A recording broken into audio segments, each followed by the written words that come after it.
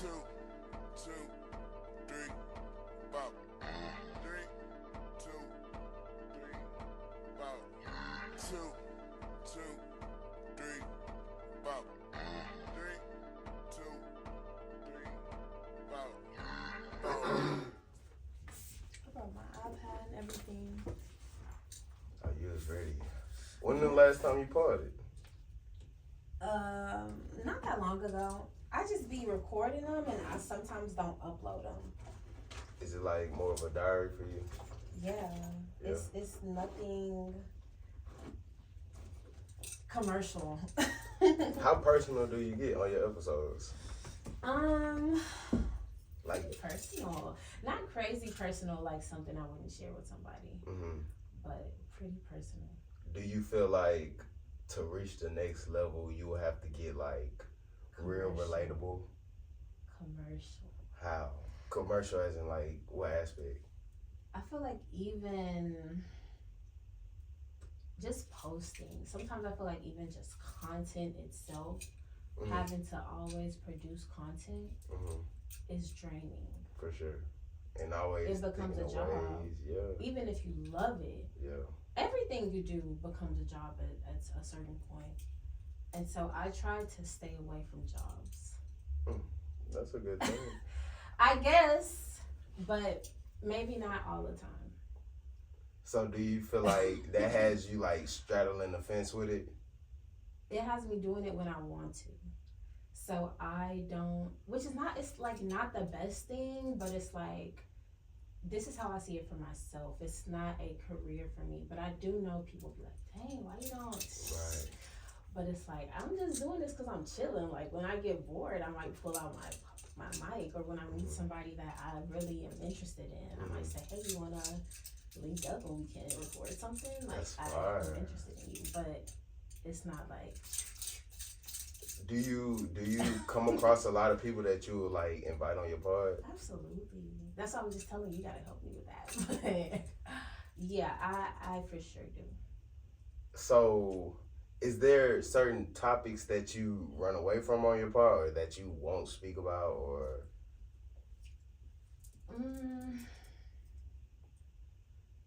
Nothing too low vibrational.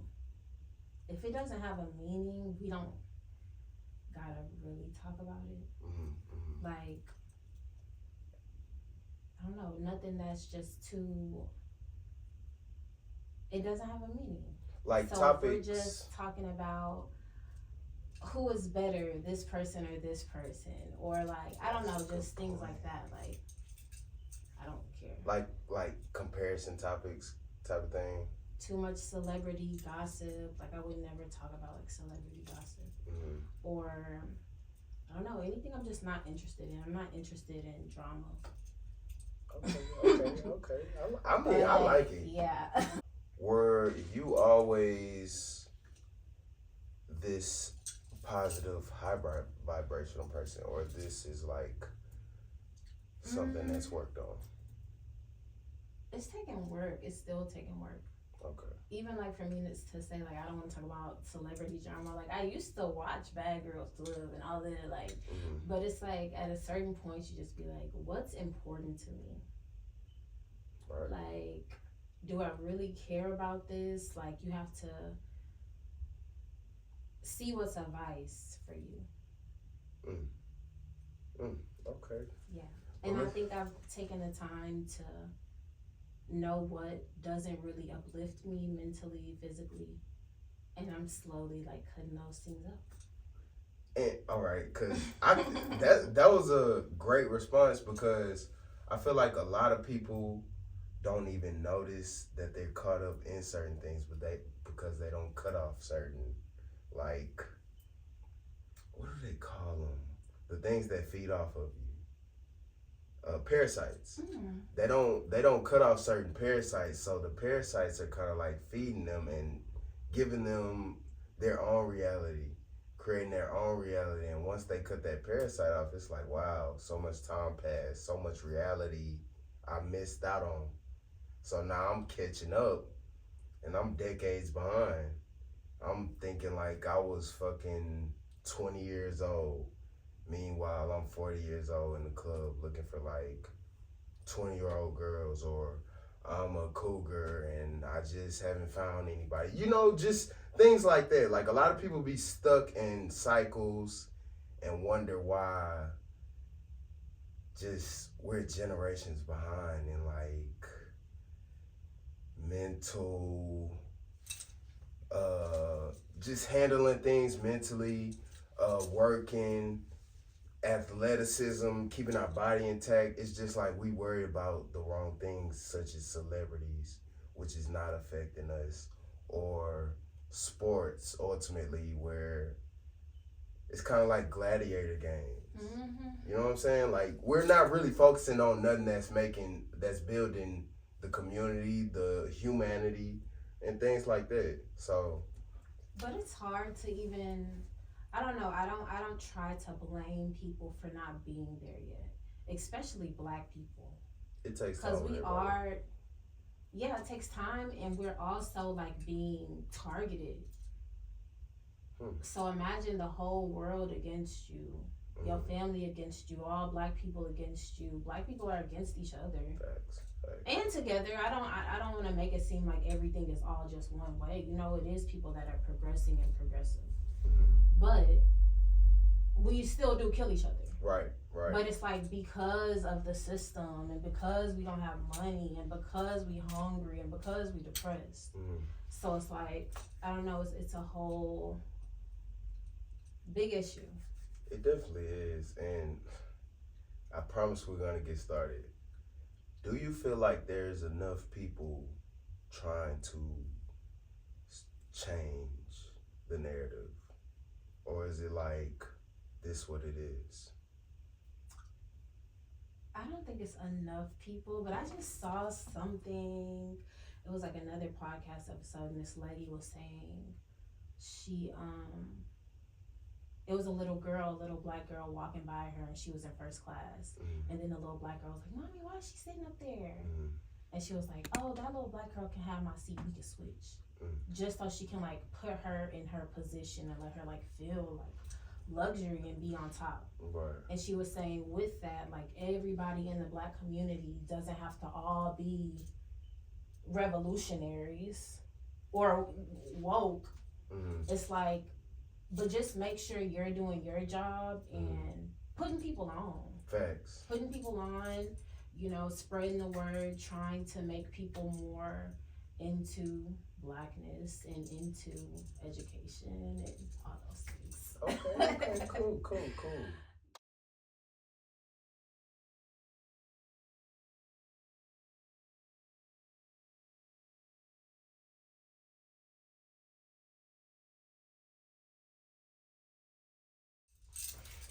Alrighty, welcome back to another episode of the 2234 Podcast. I'm your host, Swain, here with my lovely guest, Miss Alexis. Hi, y'all. I'm Alexis Jones, Visionary Lex. And this is an amazing podcast. Lately, I haven't been as consistent. I've been doing just holiday podcasts. So this is a special Christmas episode. As y'all can see from the previous conversation, I think we're going to have a great episode. This is both of our first time meeting each other. So I think it's going to be a great experiment because we both had podcasts. I feel we have similar views, just different approaches. I'm more of the brash, but I kind of know how to articulate some of the things without, being too brash. And from me listening to your content, I love it. It's like therapy ASMR because your voice is like very sultry. It's like calming. And like, I don't know what kind of mics you got, but it's just like perfect. So kudos to you. I appreciate you for giving me the opportunity to have you on my platform, get to talk about bevy of topics, and you know, right before the holidays. So you took out time to come and show love. So I appreciate you. No problem. I'm happy to be here. Thank you, thank you. I want to make sure to tell y'all like, comment, share, subscribe on all platforms. We're on Apple Podcasts, Spotify, wherever you look us up, 2234 Podcasts, and let's get this thing started. So, Miss Alexis, tell the people, how did you get started with your podcast and, you know, the grind and the journey of it all? I got started. I've been thinking about podcasting for years, just because I like the platform. I listened to podcasts for a long time. Right. And I just like the outlet of being able to speak your mind. Right. Because I'm a writer, so I do a lot of writing all the time, but I'm also, you know, a good speaker, and I like to speak in that way. So the same way writing is therapy for me, this platform of being able to speak is also very therapeutic. Right. It's kind of the same form, because although I'm not a writer, before I had a lot of things, I wouldn't say built up, because I'm just not a talkative person. Like, I'm more of introverted. So You got a whole pot. I grew into it. It took years. This is going on my 5th year of podding. But before, I would talk to like friends and things like that, and you know, I wouldn't be as introverted, but it would be like I would just hear myself making sense, or I would get different feedback from different scenarios, just things like that. I'll be like, you know what? It can't just be these groups of people that feel what I'm saying or go through what I'm going through. So let me just put it out for the world and see what type of feedback I get. And from then on, you know, it was a snowball effect of getting out of your comfort zone to see a certain success that you want or that you believe in. So that's how I got out of my introvert shell, you know. But I listened to your podcast and you're the opposite. So how do you not collab as much? What do you mean? Are you more guest based, or do you pride yourself on just you being on? Both. Okay. I haven't really got into that rhythm of having guests, just because of the setup that I have, and it's again really intimate. Right. So I don't know. It's I'll have to see how that setup looks for having guests. I got you. So give the people, like, you know, who is Alexis Jones? Where is she from? I'm from Houston, Texas, all over. Okay. South side, all the South side. I've moved and traveled a lot. Okay. So yeah, from Houston. I was born and raised. I am a very, like, I don't know. I find so much pride in being from. Are you from Houston? Yeah, I'm from Houston. Okay. Missouri City. Yeah, I find so much pride in being a Houston woman. I just think that Houston women are very different. You know what I mean? For sure. You can feel a Houston woman. You definitely can. You can everything. It's just the demeanor. It's the style. It's the everything. It's very Houston to me. I think that Houston women are like something that needs to be mentioned when mentioning Houston. Okay. Give people like some things that you feel is different from Houston women than any other woman. Like, I think it's just the culture itself. Just like if you would think of like like a hospitality feel, but I don't know, it's so unexplainable. It's just like, I think Houston women are just cool. You know? Like cool, like as in somebody that you can befriend. For sure. Yeah, for sure. I get that. I get that. It's not too much of like a needy woman per se. Okay. Do you kind of get what I'm saying? Like Sure. with a friend, you can kind of be like relaxed, chill. Yeah. You could communicate effectively, things like that. But with a needy woman, it's like, I need this. That's it. No talking about anything else. You know? Okay. You can kind of get what I'm saying? Sure. Yes. Okay. So, okay. I was looking at this. You're a daddy.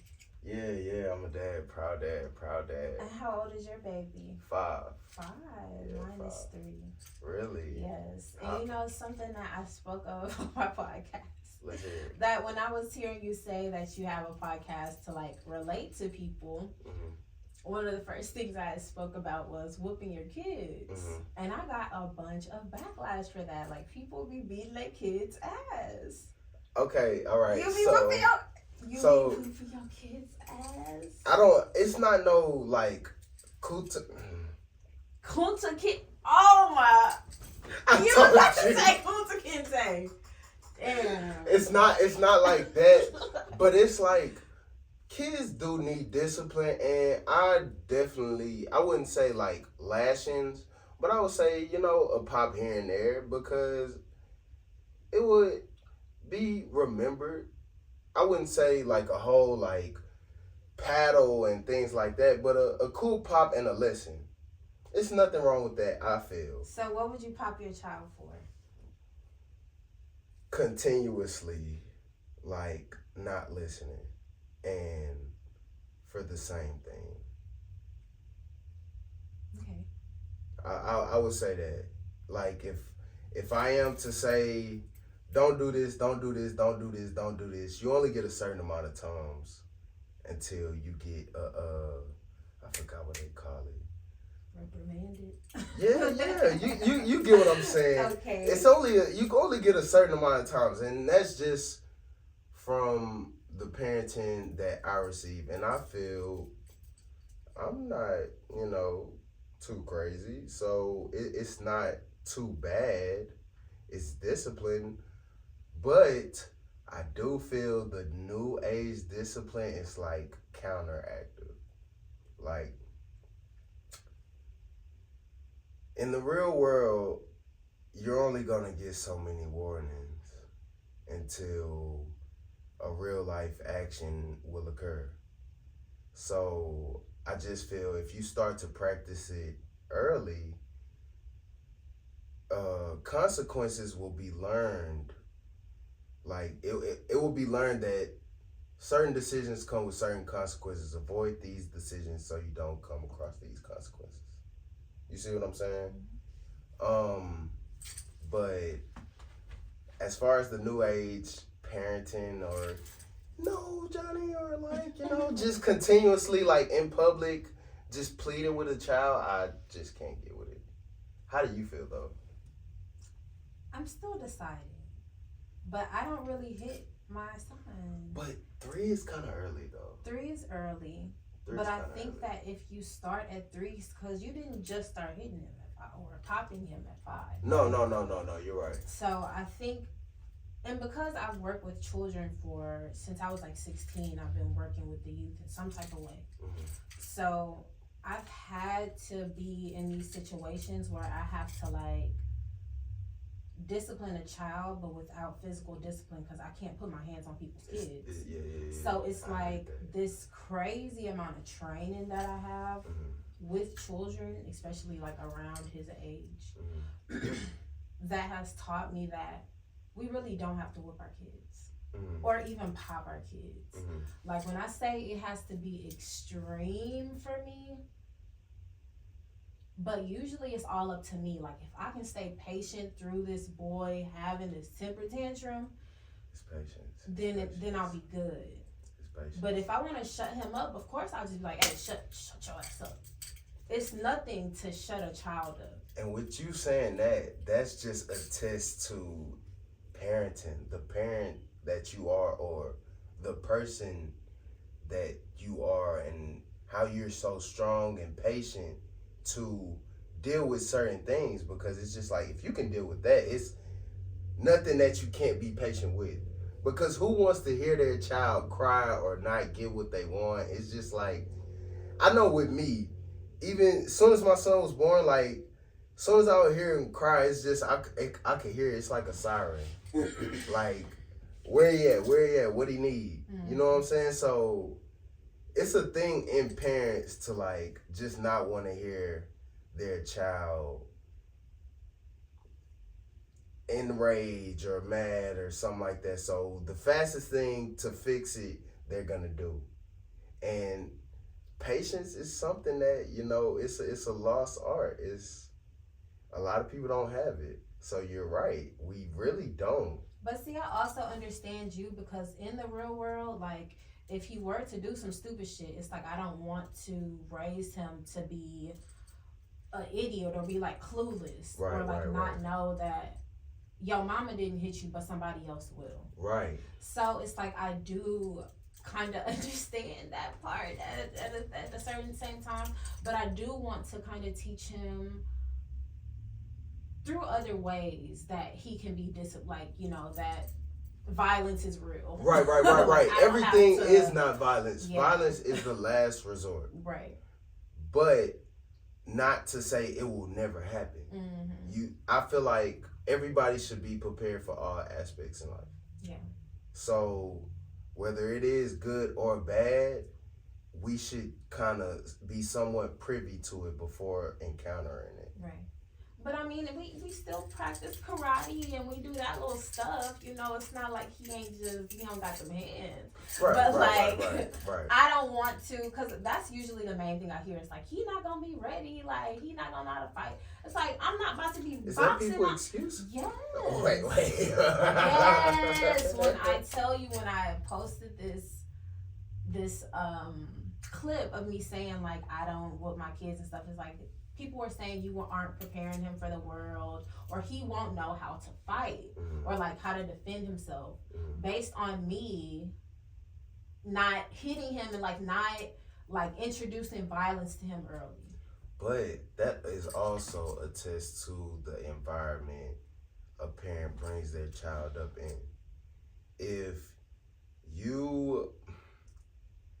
If you put him in an environment to where he sees nothing but violence, I think that's all you're gonna have to resort to.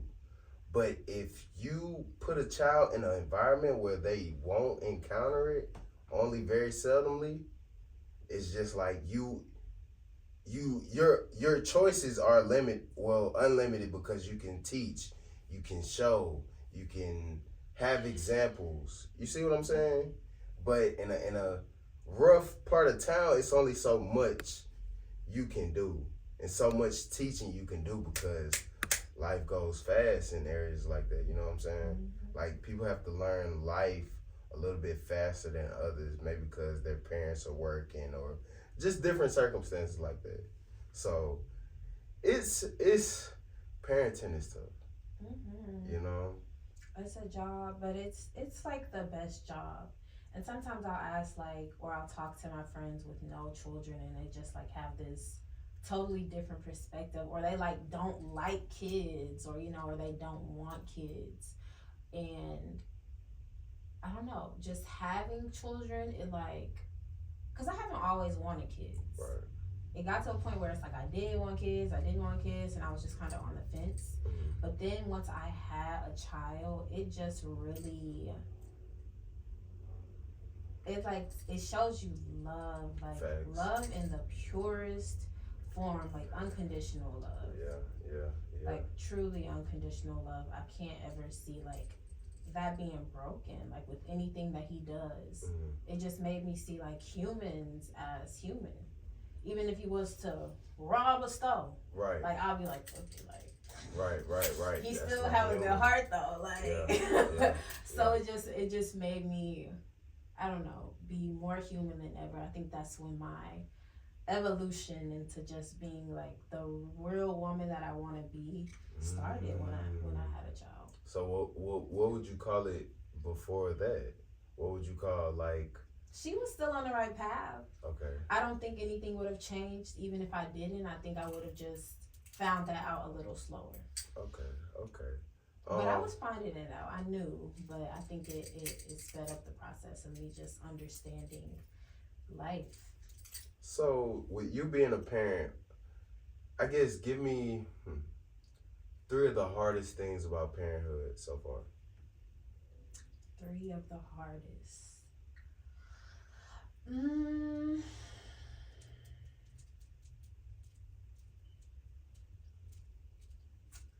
maybe like I think everything will kind of just boil down to me. It just kind of amplified my own flaws, Mm-hmm. like time management. Mm-hmm. I was late because I was like on the phone with my kid.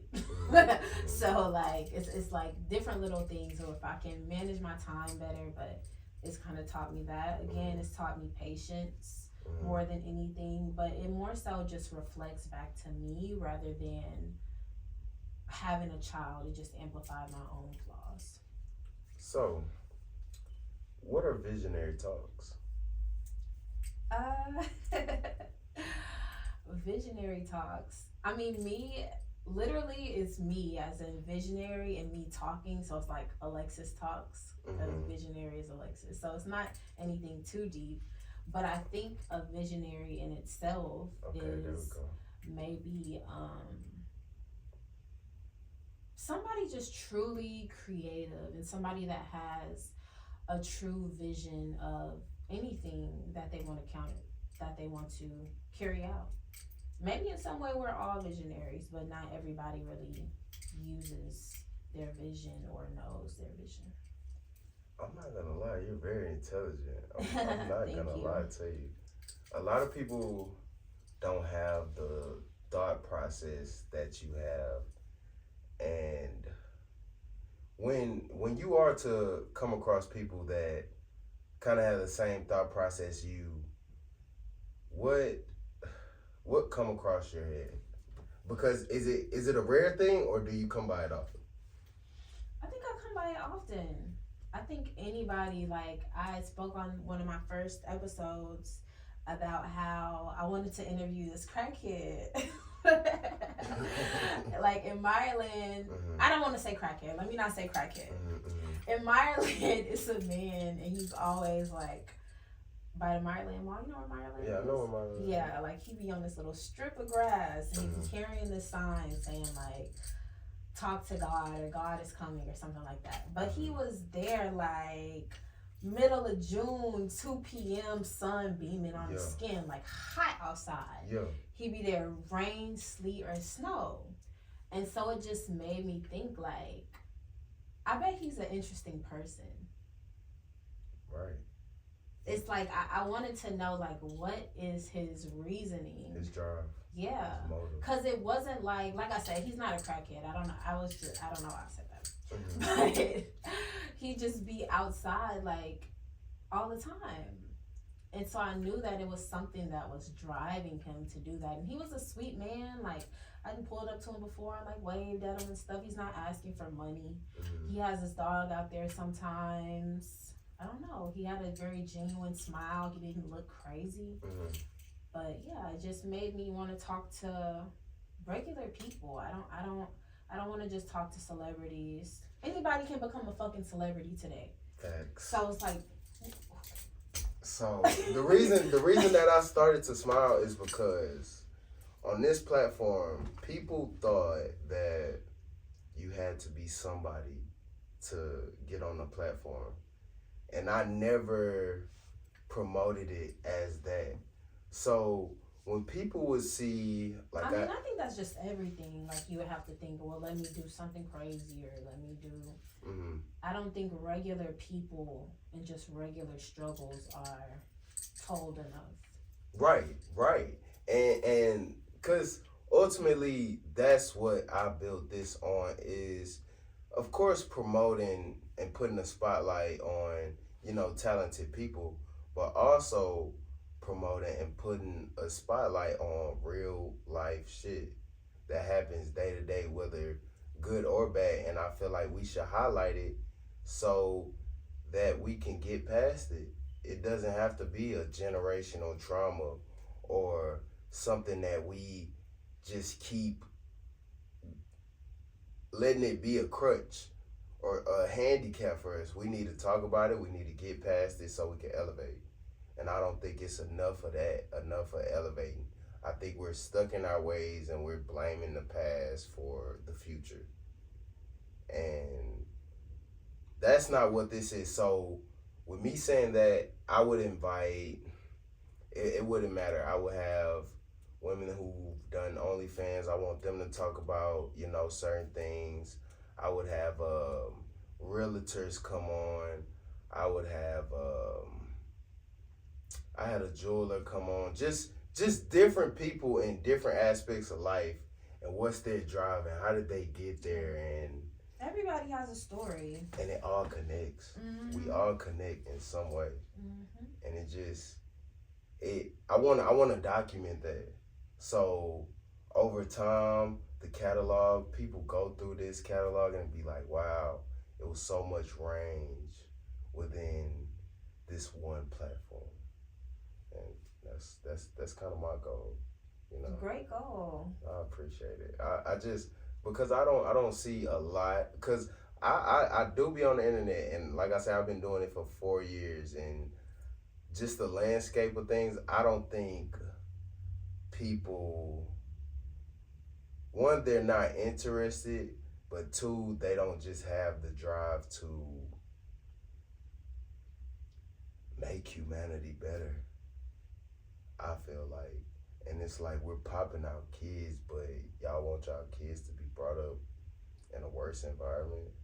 Like, I understand everybody's not an activist, but it starts somewhere, at least at the house. Don't let your kid come out and learn shit at the school that you didn't learn at home. Like, yeah.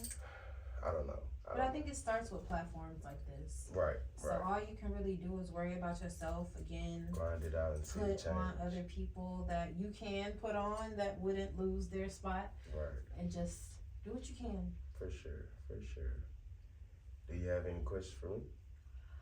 Questions? I don't know. I'm just looking at your wall, seeing everything that is here. Yeah. Kanye fan. For sure. How do you feel about Kanye? What do you mean? That's my guy. I don't want to talk about Kanye in a bad way. Let's not talk about what you could talk about him however. That's my God through and through. I don't know. It's just like sometimes I feel like the messaging is never for now. So with him, you can't. I feel like you just can't. You can listen to what he say, but just put it in the back of your head until like it comes back up. Like bookmark it. Don't take it for what it is today. Because I feel like that's how I am. And I talk to my mom about certain things. She'd be like, you off. Months later, years later, well, So I'm like, Mom, just listen and don't look for results immediately. Just take it like a word from the Bible. Just a lesson that, you may need here or now or later, like a fortune cookie. Okay. Yeah. How do you feel music is going, the direction of music? That's a good question. Or the messages in the music, too. Okay, so as far as music sonically, I feel like it's on a downhill. There's no creativity in it. It's no time spent in it. And it's all about virality and, what can make the quickest, most money. And not about what will last. And as far as the messaging, it's making everybody mush mind. Like, so I still listen to like old Jay-Z songs from when I was a kid growing up, and I'm like, now that I'm adult, I'm like, what the fuck? Like, as in a bad way or good? Good way. Like what he was saying, it just. Oh, it was like real. Yeah. And it was in the 90s and it still relates to, we're in the 20s, So it's just like, it's no more of that.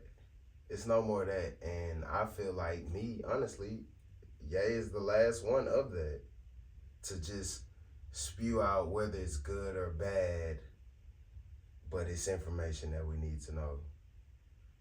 Like, this may be a sore subject, but Donald Trump. I I don't have any personal quarrels with him, but we all be like our biggest pet peeve is a liar. Has he lied? Politics. So you're a Trump fan? It's not even a fan. I'm not even a fan because that's just like being like I was a if I was in the time of George Bush and all that and whoever I voted for I'm a fan of. It's not me being a fan. It's just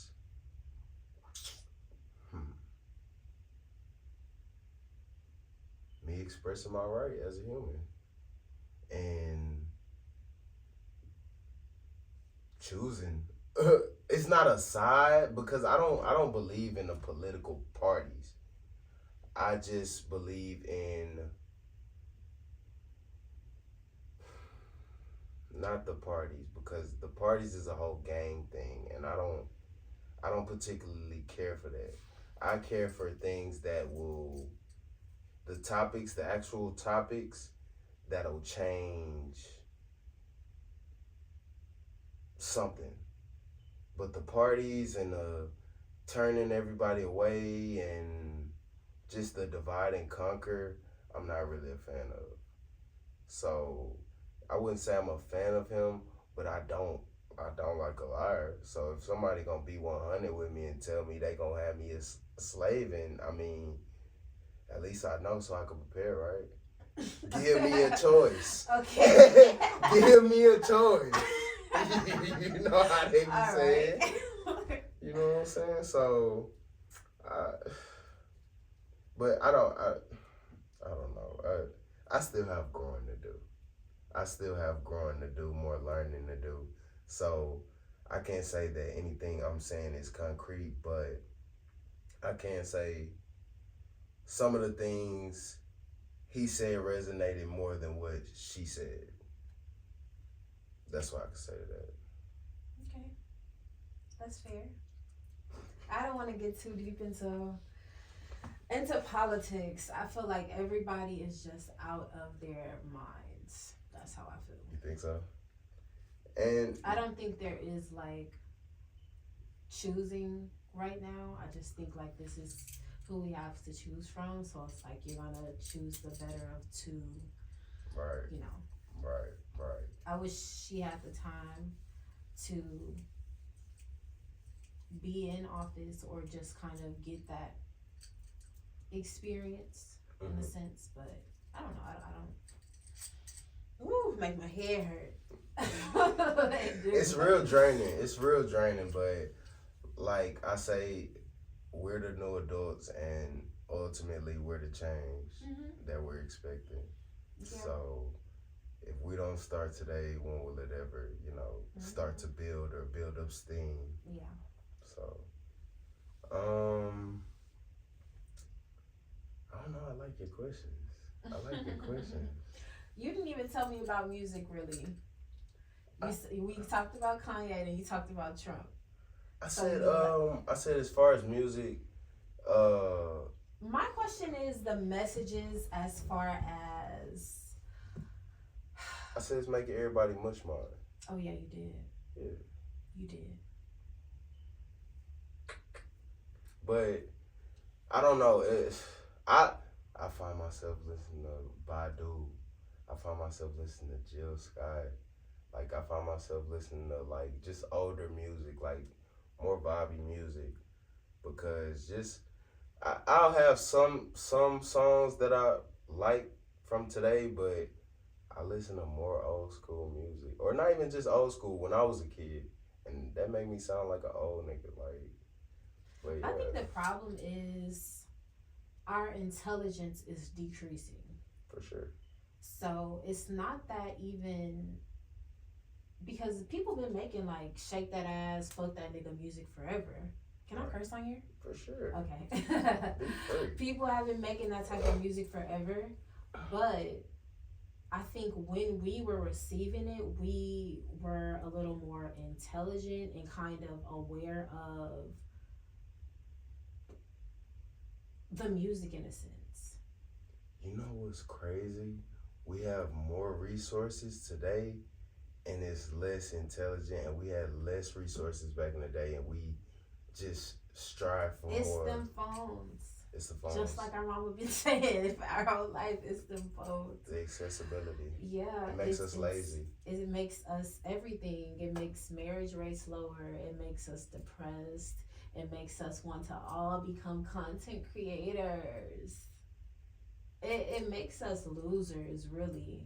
I think we're getting so far away from humanity and what it means to be human because we think that I'm so in touch with everybody with this little thing in my Right. hand when we're actually like way more disconnected than we even think we Right, are. right. So, when do you ever have time to think about this? Every Okay. day. You think about this throughout the day, I'm going right? crazy. No. I swear, I trust me, I feel how you feel. No, I try honestly not to think about what's going on too much. I try to incorporate meditation and stuff because I am really like empathetic and aware of everything that's going on, that it is like overwhelming. Right.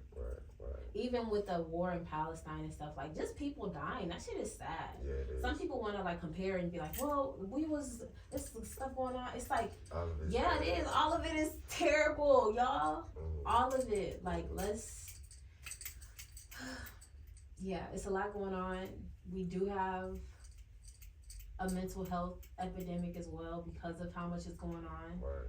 And we're trying to act like everything is cool all the time, but everybody really just needs therapy and like to take a deep breath.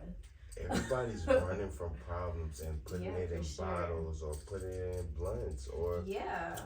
in pills or Yeah. you know, it's growing rapidly because it is getting younger. So the age range is opening up. More people are getting introduced to drugs earlier, developing habits earlier. Hard to break out of. They don't know how to, and then you have the parents that are also addicts. So it's just a cycle of addicts. Then they just be like, I don't want you to smoke out there, so just smoke at the house. People, parents for real be telling them that. I know. Like, what? They're smoking at the house and outside. Are you crazy? Yeah. They smoking wherever. Right. It doesn't. You're making them comfortable with it. Right. So now they smoking in the bed. Now they just With you in the lazy. bed. Yeah, they Right. chilling. It's House smells. yeah. it's terrible. I don't. Do you think this is a black people problem? What? Like, do you think other races? I don't know how to say it because we can't too much compare. But do you think other races go through the same trauma level that we go through and run from it, or do they face it?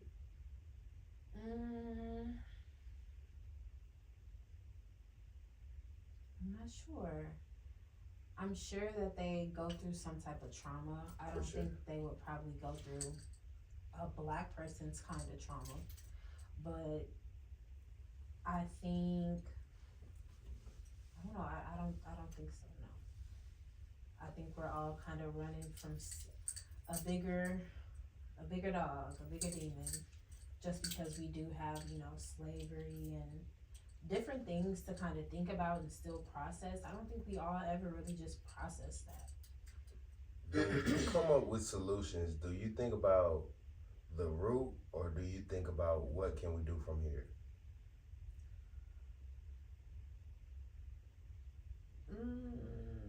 Maybe the root. Try to think of the root.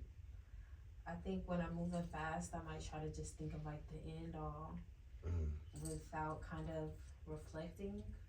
But I would hope I think of every which way of the issue so I can really solve it. Okay. I don't know. I feel like I'm asking you real like mental questions. Give me some questions. Give you a question. Give you a question. I gotta think. Cause I want this to be like more of a collab. Like, of course I'm interviewing you, you know, but you're also, cut out. huh? Yeah. I'm gonna edit. But I like a back and forth since you are also a podcaster. Cause with some guests it's like pulling teeth, like just to get great content. So I feel like with another podcaster, you have great questions. Okay. Let me look at my questions. Yeah, I'll be able to edit it and everything like that. So you ain't gotta worry about that.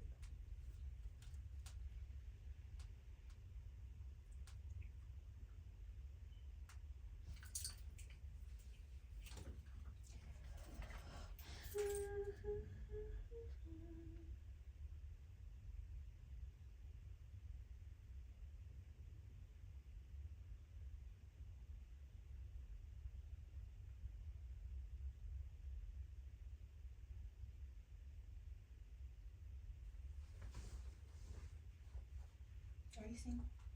Yeah, I'm saying. Yes, Dating? ma'am. Yep, I'm dating, but you know how this dating world is. How about yourself? Mm-hmm.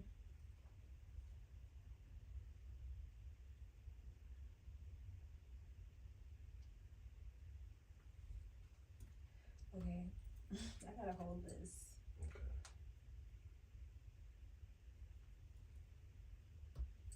I'll just keep my phone right there. Okay. What was the last thing we was talking about? Really? You can make this your segment. Rapid fire questions. Rapid fire? These ain't rapid fire. I will mean, it could just be your segment. That sound good? Okay, sure.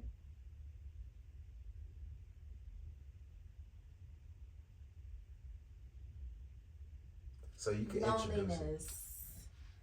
Okay, first topic, loneliness. So it's a loneliness epidemic going on. Okay. How do you feel about loneliness? Or have you ever felt lonely? Have you ever just related to that emotion in any way? Do you understand that epidemic or the reasoning? So I have related to that feeling. Sometimes I do feel that feeling. The epidemic of it, I think, is all a part of the effects of what past generations went through and the abandonment that kind of happened along the way, the results of, whatever happened in the past. So the epidemic with it is kind of sad because it's trickling down to the newborn kids and it's like neglecting, the future ultimately. But I definitely do get lonely. I hate that it's an epidemic, and I feel like we need to work more together so that we can get rid of this epidemic instead of going to war with each other. I think a lot of stuff like so many problems boil down to our phones and just technology, because we have these phones, iPads, smartwatches, whatever, like all these ways of communication, but we're like the loneliest we've ever been. That's crazy. It's like a real epidemic. Like the majority of the world feels lonely or has felt lonely. And it's also COVID. Like, how was COVID for you? COVID for me was, well, okay, so I started this in COVID. So I wouldn't say it was more of a distancing thing, because I think me starting this in the middle of the pandemic, people wanted a place to vent. So I kind of got an overflow of guests or like just people who needed places to be or wanted to get out and vent about what's going on in the house, you know? So COVID for me wasn't, it was a crazy time though, because it feels different now. It feels like we're more together, but during that time, it was like ghost town. Or people were like 10 feet away. Nobody was sneezing. People were barely talking. Masks everywhere. It was a different time, and I think during that time it definitely like split up humanity. Like we just lost certain arts to like human interaction and things like that. Like I don't know. It was a restart button for sure. And then there were people being born during that time, so that was like not seeing somebody's face was the norm for them. Just growing up, like seeing all these masks and different stuff. Right. And those kids that were in school during that time, like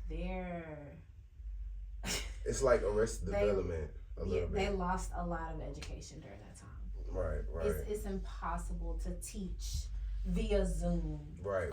So, especially the kids that need it, like the younger kids, they have to literally sit in front of a computer and like try to learn at home. It's and their attention span, because they're at home, they're comfortable, they just don't feel like. It's a whole problem, So okay.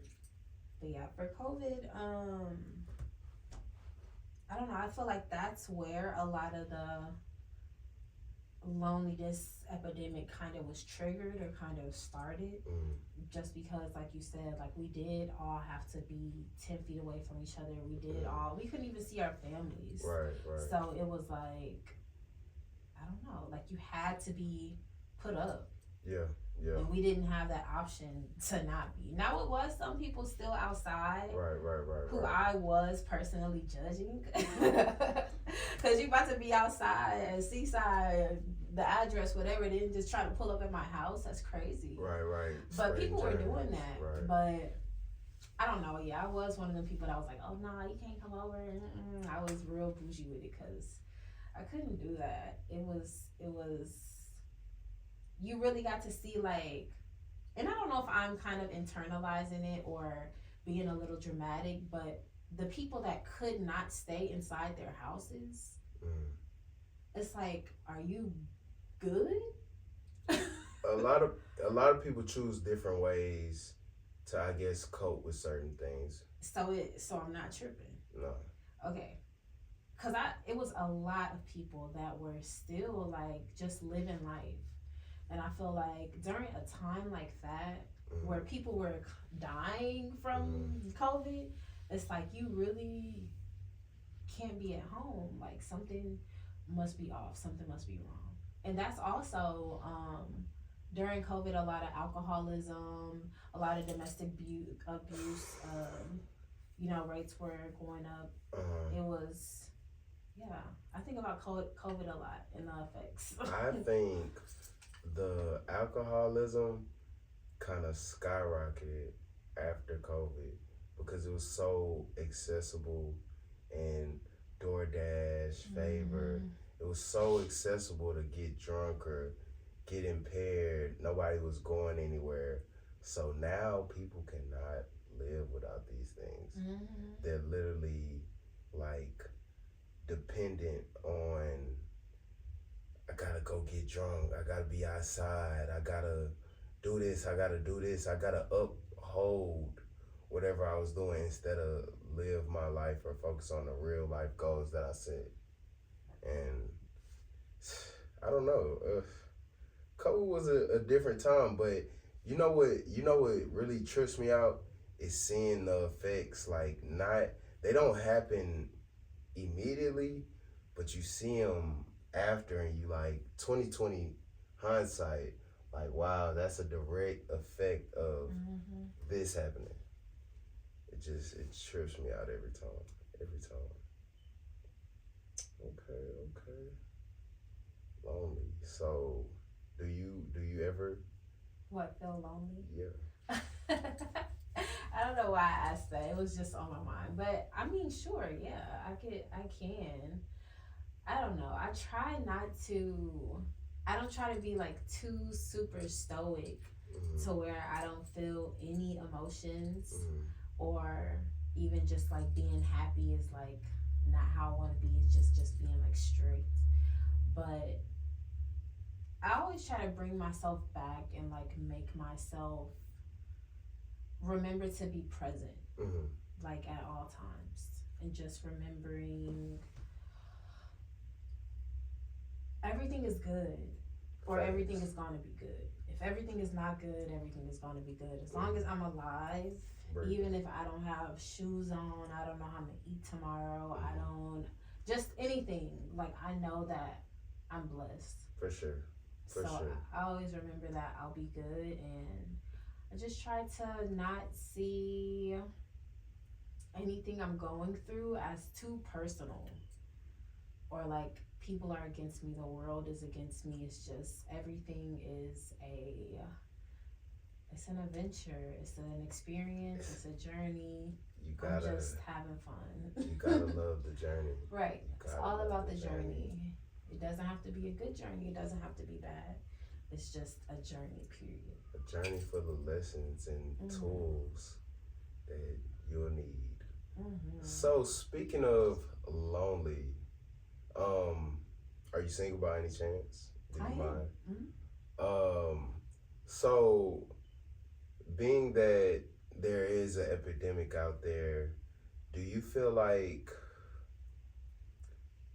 the dating pool is great now to where it could kind of alleviate some loneliness someone may be feeling?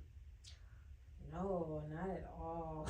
It's The dating pool is Galveston water, like. what do you feel is bad about it? It's the music. It's the music. It's the culture. It's the nah. I think first there's just this overload of this false impression that we have a lot of options.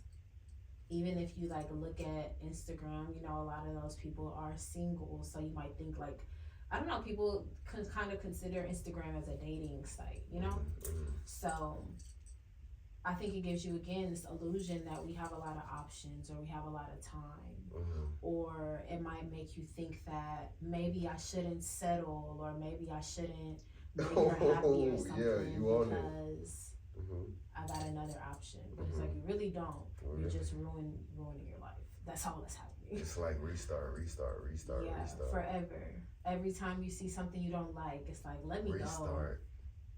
And then you're gonna be 50 years old at the club looking for them nasty ass 20-year-old. Like, you know what I mean? Like, that's how it starts. People don't just Facts. become 50 Facts. and still be like looking for the love of their life. Like, that's not a goal for me. So, what you saying that? You know what fucks me up? It fucks me up. It fucks me up. Tears me the fuck up. When someone is to bring a child and restart, just I don't understand that, because the child didn't ask for that. Although, you know, people have different circumstances, but like you said, if we're still getting certain things accomplished, I don't think a restart is needed, because it's a child involved. We have to think a little bit more thoroughly about certain decisions that we make. It can't be so much impulse with a lot of things that we do when there is another human brain part. I understand, you know, if we get to a certain point, co-parenting is that's what has to happen. But with no trying, it makes me look at people like, do you think life is easy? do you think everything good is gonna be easy? I feel like if it's worth it, you're gonna put in time, you're gonna put in effort, it's gonna be ups, it's gonna be downs. But ultimately, the end result, end product is gonna be what you put your time into, and you'll see it manifest. But if you don't put any time into it, how do you expect a fucking castle off rip? You want princess treatment, but or you may want to be treated like a king, but are you showing that you're a king? Are you showing that you deserve princess treatment? Are you showing the work that you put in? People want microwave, air fryer. Wait, what? People want fast things. Oh. Yeah, like okay. instead of like just putting in the work and Yeah. just grinding out that diamond that's in the rough. You know what I'm saying? People just, oh, well, I don't want to deal with that rock. It's not fully developed, or it's not. Don't people date for potential? Or people date for end product? I want that end product. You see what I'm saying? With that topic, do people date for potential? See, I think when you're with somebody, that's when you work it out. But the dating for potential part, I think that can fuck you up. Not everybody lives up to their potential, first off. So I think when you're looking for somebody, I would kind of, personally, I would like for them to kind of be a reflection of, who they are. Well, no, not even to say that they could be this, right? But everybody's not their finished product. So as far as me and you being in a dating pool, we're still fairly young. We kind of still got a lot of learning to do. So for people getting married at this age, it's rare. But I feel like it's very quick. Because like too quick, like people are getting married too young. Yeah, and they will be getting divorced. Too young as in, what's too young? Too young for me, 25. 25? We still have development, to me. Because I've seen people get married as early as 22, get divorced by 35. Yeah. You see what I'm saying? Like, and being that we're not in the same times as we were before, where it wasn't as much technology and things like that, that has to be taken into account.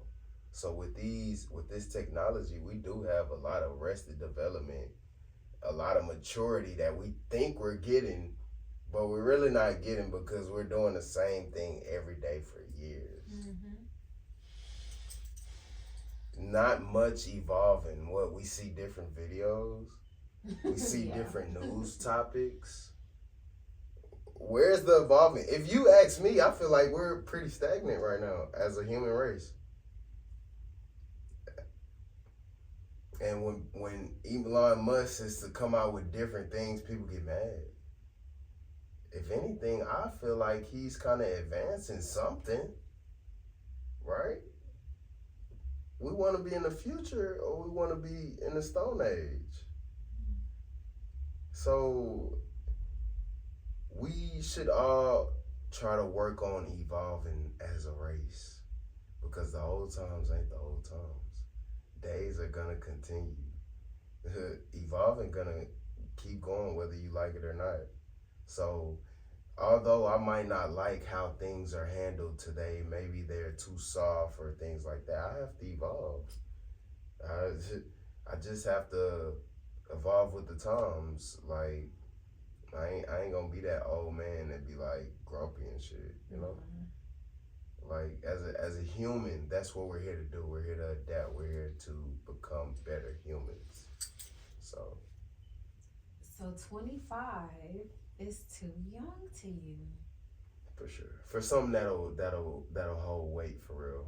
Because I feel like as adults we really know, like adults meaning 35. 35. So what time? 30, 33 to probably 35, yeah. So that's when you will want to get married? Or I that's think when you that's- feel like that's a good time for you? I think that would be a good time. I think that Mentally? Yeah. So like a mental decision? yeah. Me being a leader, me being able to lead on all aspects, I don't think I would be able to do that at 25. Like a grown ass man. Cause at 25 year olds still have some childish ways as far as infidelities, as far as like having options, as far as like hormones. I think you should take away age. I think Okay. you should take away age, Mhm. and I think you should think about like what would be stopping you from being a man at 25 compared to 35. I think once you know like what's stopping you from being a husband or what's stopping you from being a good person, a good partner, I think then you would kind of decrease that amount for yourself. If that's what you want. No, I'm But- listening to what you're saying. But if you just saying like I'm not gonna be ready for marriage till 35, I think that is a reason behind that. But you did mention maturity. Right. But you could be mature tomorrow. You think it happens that fast? I think it's all about mindset. But If that's what you want to do, I think if you know what will make you mature, what will make you a better person, I think you can cut out different vices and you can work towards being a better person. Maybe not tomorrow. But again, I think if you were to like really think about the things that are stopping you from For your sure. goals, if your goal is marriage, for sure. I think 35 a little up there. For real? Yeah. What ages? What ideal age for you? I would say like 25. For real? 25. As But a if woman. As a woman, I think I would get married. But I would like to get married to somebody a little older. A man a little older.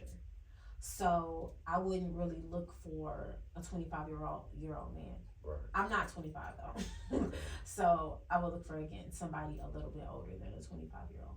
But that is the same reason. It's just because I think that it is an age thing in a sense, but it's also just dependent on that person. So, quick question. Why would you look for an older man? The same reason you saying let me wait till I'm 35. I think that So that's you was agreeing with me. no for a man. But that's what I'm saying, because But I think just as a friend, I would say, why are you gonna wait so long? But why did that older guy wait to get with a younger woman to commit? Because that's typically what happens. Because I wouldn't be looking for the dude that's been avoiding commitment or like something like that, or just hasn't been ready. But if a man happens to be older, I just like an older man.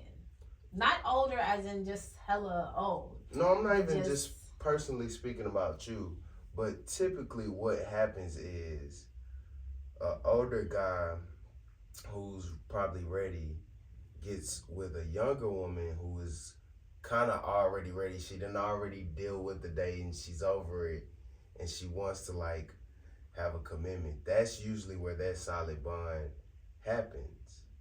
And so with me saying 25 is a little too early, that guy could have potentially thought the same thing. But with time and age, he evolved into, you know what?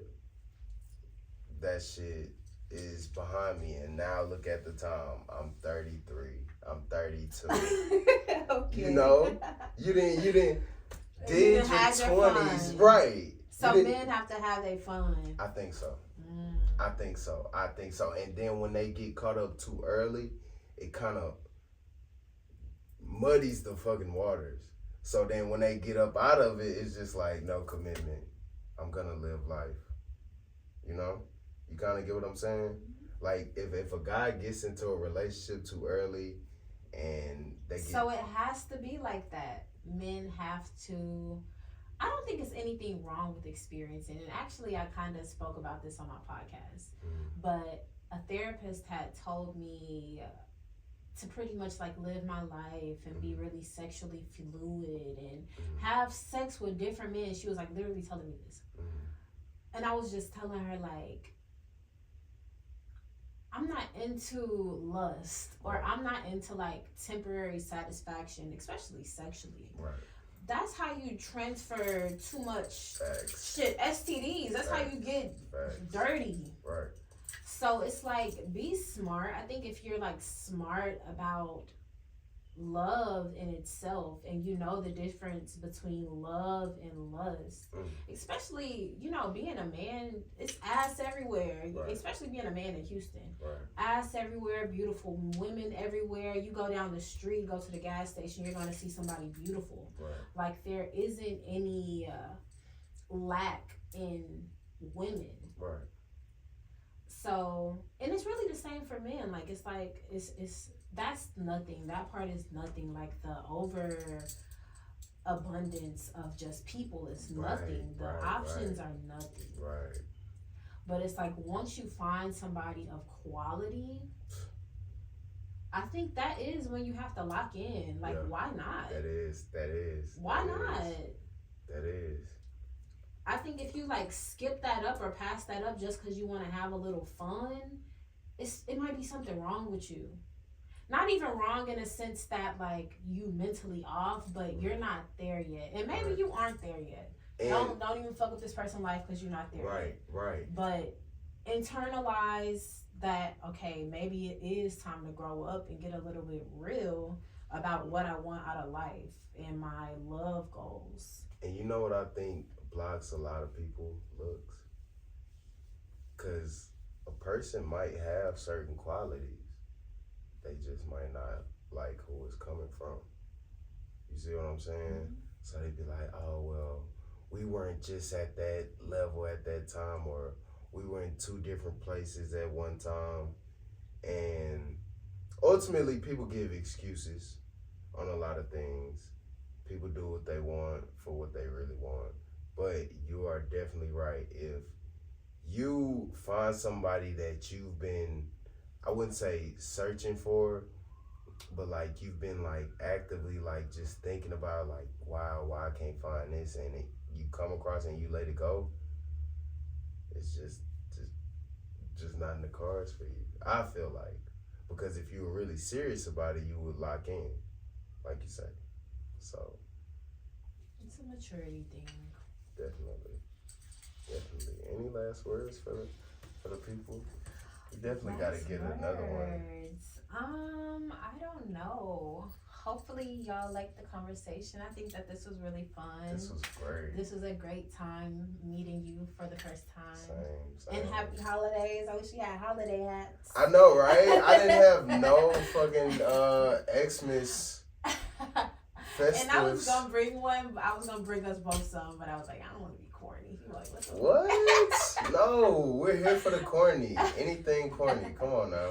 But yeah, this was very fun talking to you. Yeah, I appreciate that. And same, like, I honestly feel we could talk for hours because it's just so much. And I don't usually come across a lot of people like yourself who can talk about an array of things and very knowledgeable on a lot of things. So when I am to come across it, it's just like a breath of fresh air, for sure. Thank you. And I appreciate meeting you also. No It was problem. very amazing. Like I said, gosh. Hopefully we could do this again. Absolutely. Hopefully I can come on your platform. Gotta set something up. Well, thank you so much. Nope. Visionary Lex, Swain. This is I'm a supposed great. to be standing up. No, you don't have to. Okay. But this is just me going off the fly. Great Xmas episode. Happy holidays to all. I will have a New Year's episode coming sooner or later. Sooner than later. Stay tuned for more. This is another one. Y'all make sure y'all go tune in to Visionary Talks with Lex. Go follow her. I thought this was gonna be on you. But I still have to promote your platform. Oh yeah, Yeah, for sure. what? Come on. And that's another one. We're out.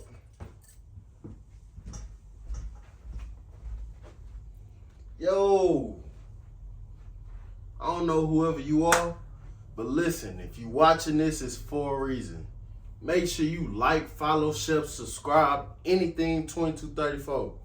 Follow us on all the socials, all the streaming platforms. Shit, we out here. You sitting on your phone anyway, letting your life pass you by, scrolling on TikTok for hours. Go ahead and get some great game from your boy Swain. Hey now.